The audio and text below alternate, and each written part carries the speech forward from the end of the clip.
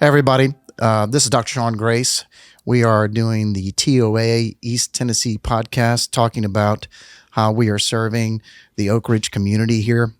And with me is my illustrious companion, ever-present, Taubenheim.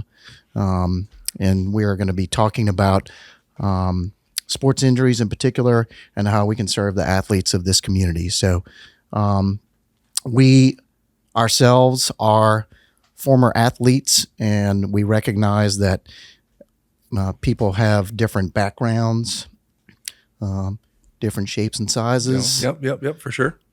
Ty being a foot taller than me is sort of evidence of that. And different performance levels, different expectations. And so that's how we approach our patients so we can tailor to their needs and what their expectations are. Ty was a professional athlete, former Major League Baseball pitcher, which he doesn't like to talk about because he doesn't want to brag, but I'm going to go ahead and brag for him. I was not near that level. Baseball was definitely not my thing. I am still involved in some sports, I guess, jiu-jitsu. Yep. And so, but every sport has different needs, different expectations, and so, and different injuries that come with it. For sure. So we recognize that each individual brings something different to the table, and we just try to meet those needs. Yeah, for sure. And I think you hit it on the head. There's going to be a lot of talk about not one size fits all for these kids and these athletes, and I think we take that to heart too. So there's no cookie cutter recipe for each kid that comes in. Every kid requires something different. Every athlete requires something different. Not only the person in front of you, but the tasks they have to carry out. So that is something we keep in the front of our mind every time we walk through the door. For sure. Yeah. And we're not just treating the patient too. Yeah. The coaches have expectations and the trainers, and can't leave out the parents. Yeah. When it comes to kids, and the parents know when something's not right. And some parents have some unrealistic expectations. Sure. Sorry, parents. Yep. But your 7-year-old probably is not going to make it into the major leagues. But they have invested a lot into their child, as they should. Sure.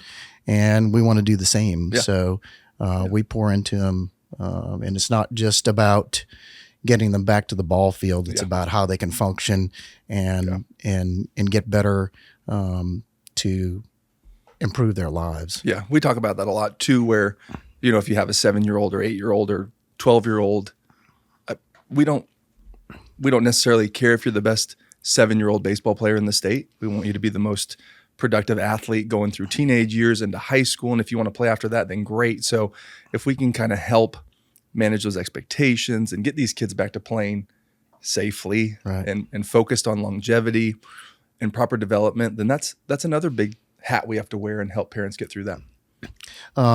Injury prevention is a big part of our job here. And so we only see them when they have a problem, when they get hurt. Yeah. But once we get them back to a good level, a good functional level, then we want to be able to tell them how they can prevent any future injury, especially throwing athletes. You're an expert in that. Yep. And so we try to tell them things like monitoring pitch counts and proper mechanics. When it comes to contact sports, paying attention to signs of a concussion. Yeah. Those things are super important, and that's part of our role. We have to watch out for these athletes, no matter their age, because they just don't know. You made a really good point talking about not only parental expectations, but the team outside of just me and you. So there's the athletic trainers, there's physical therapists, there's the coaches who have expectation and wants for these kids. So it's not just, I see you today, this is the plan, go do the plan. We're constantly interfacing with multiple people throughout the community. Yep. and the communication is huge. We spend a lot of time either through text or phone, talking to trainers, talking to coaches. I know I give out my number a ton to parents. So if they have a question, whether their child requires surgery, whether they need rehab, we always want to be available for that communication. So everybody's on the same page and there's no confusion. Yeah, totally agree. And that builds that sense of community and that sense of trust and value in what we have to say. And that's a big deal for both of us, especially being present in this community specifically and the surrounding community. So it's a big deal, really big deal. Yep. And even involving, the primary care guys, because they need to be on the same page with us. If they're getting mixed messages from their patients, that's bad. We don't want that. So we do try to reach out and have the primary care guys also involved in the care as well. Yeah. We go to a lot of ball games. We cover a lot of teams, and that's where our trainers are super, super important. They know the kids better than anybody because they're seeing them day in and day out. And so when a trainer says something's wrong with, number 3, we pay close attention. Yeah, for sure. For sure. We have, it's special in this community too, because I have a son in this community. I have a son that is in Oak Ridge. I have 4 actually. They're all going to play sports. They all got roped into soccer somehow, but we'll see if we can get them into baseball. Get one of them in baseball. Yeah. Sooner or later. Come on, I need more than one in baseball. But, having that contact and being able to see these kids every day and find out, what they're going through in sports and how practice is going and really building that kind of intimate relationship where you're a part of their life and they're a part of yours and they know they can come to you if they have concerns. And it just speaks back to really, number one, how important this community is to us and the people we serve and how big a priority that is going forward, just being able to meet the needs of athletes everywhere. Yeah. We have a great team here in our office. It's not just me and Ty, but our staff here is tip top as far as getting things scheduled and getting braces put on when that's needed. And even the surgery scheduling. We try to avoid surgery when we can, but sometimes it's necessary. And so we have top of the line service here with our personnel and even our other docs. We coordinate a ton. Getting to PT, just send them across the street. Our crew there does a really good job. Getting athletes back on the field. And I actually sent something out the other day to a bunch of the kids I know and I said, hey, I'm going on this podcast with Dr. Grace. I'd love to hear some questions. So I got a handful. You want to go through them? Sure. I'm a little nervous. But I've heard, I get this a lot from kids, and it's like, what is the quote unquote best? What's the best workout I can do or the best way I can prevent injury? And obviously to me and you, and maybe not to a 12, 13, 14-year-old kid, there's nuance to that. So we try and think maybe more big picture or 10,000 foot view. But if you were a kiddo, and these I've had probably 5 or 6 teenage boys reach out to me about this and say, what can I do to be better at my sport? They all play different sports. If there was some big picture ideas, where could we start? Like, where would that even begin? Well, I asked the same question. So a very good friend of mine is a physical therapist on the PGA Tour. So he trains professional golfers. And my son was big into golf at the time. And I said, can you give me a workout for him to do specifically for golf? And his question was, well, what's he doing now? And I said, nothing. He said, well, do anything. And that's better than nothing. True. He doesn't need specifics. So I think just getting started with something. Now, most of the kids who are playing sports, they're doing something already. But it really is sports specific what their needs are. But, one of the things that often gets missed is we talk about workouts. We talk about supplements. We don't talk about basic nutrition, which is super, super important. Super important. Especially for a growing kid. Yep. And so we and I'm including myself, need to do a better job about talking about that and having folks reach out to folks in the nutrition community for help. Yeah. Having been a wrestler, I could definitely speak to the nutrition and the lack thereof when you're trying to cut weight and do it safely. Sure. Back in my day, there were no rules, so you could cut as much as you wanted to. Nowadays, at least they have some sort of regulation. I don't even know what it is. I think it's like hydrate. They have a hydration test and a body fat percentage. But I mean, I was like 2.5% body fat, passing out during practice. Shredded. That's not good. I mean, that is not encouraged. So yes, I mean, I think it is. There is some sport specific exercise. There's also nutrition deficiencies. We see overtraining. We see some of our female athletes who start to have some hormonal issues because they lack the proper nutrition. Those are things that we have to talk about with parents. If you notice some of these things going on, some of these eating disorders, because it can happen in boys and girls, we need to be vigilant for that. I agree completely. And that nutrition goes hand in hand with recovery. We're kind of in this mode where in some cases 7, 8, 10, 11, 12-year-old kids are treated as professionals at that age. So they're in one sport.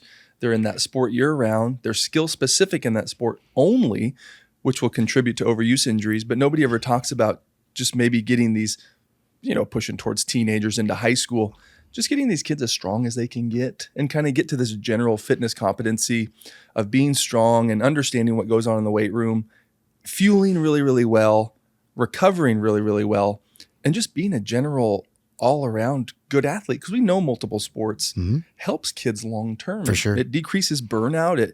It creates a more active lifestyle as an adult versus kids who play a single sport and just burn out and then they're sedentary as adults. So kind of pushing that idea of recovery is not bad, nutrition's really, really good, then sometimes taking a break from that highly specialized stuff is okay. We've been getting a lot of questions about is there anything that I can take that will speed my recovery? Yeah. And I shared with you recently, an old neighbor of mine who lived across the street brought me upstairs in his house and had a bunch of literature and was asking me if he did testosterone, would he recover faster from his rotator cuff repair? I was like, I don't want to know about this, but technically, yes, you would. I don't recommend using that. But a lot of people are the latest trend has been on some of the peptides, whether that actually will aid in recovery. I mean, peptides as a general rule is just amino acids. So yes, I think it's a good idea. Is there a lot of science behind that? Not yet, but I think that's coming.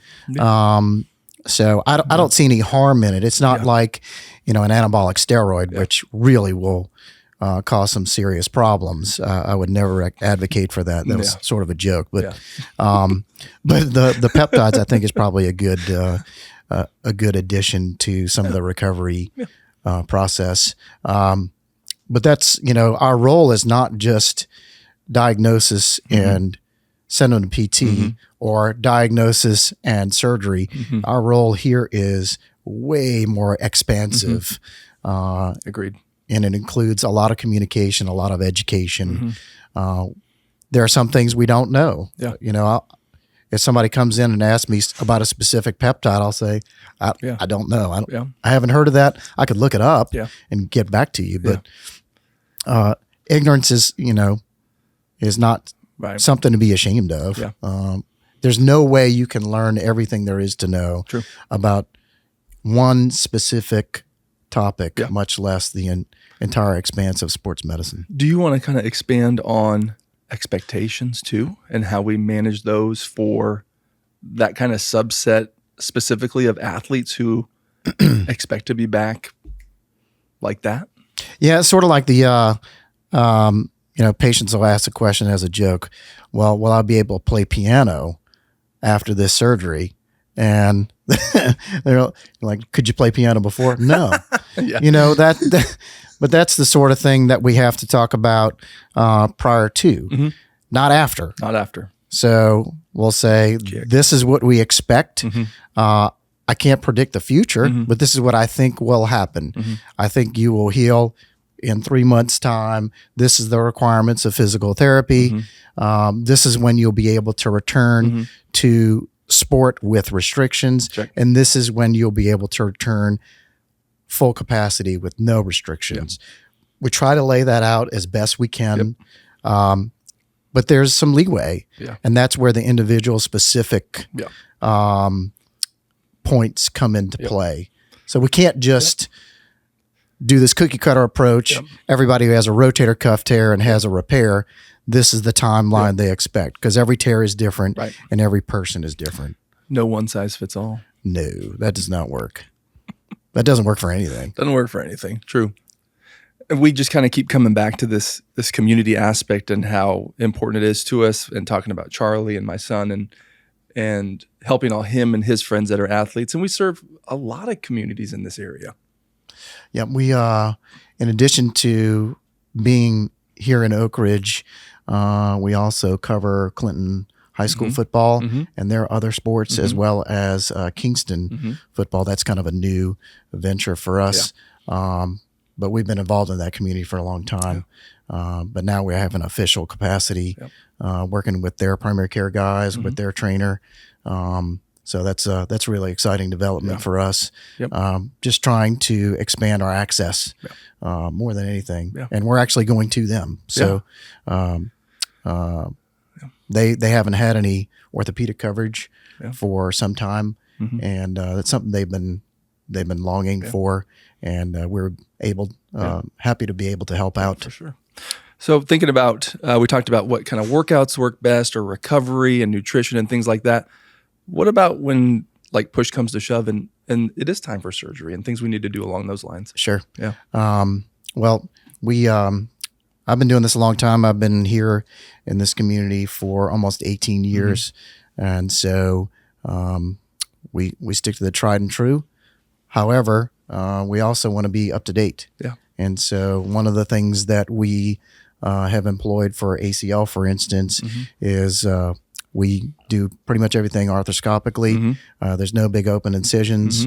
We do use the patient's own tissue, but the shift has been more towards using quadricep tendon, which is beneficial not just for recovery, but also for long-term outcomes.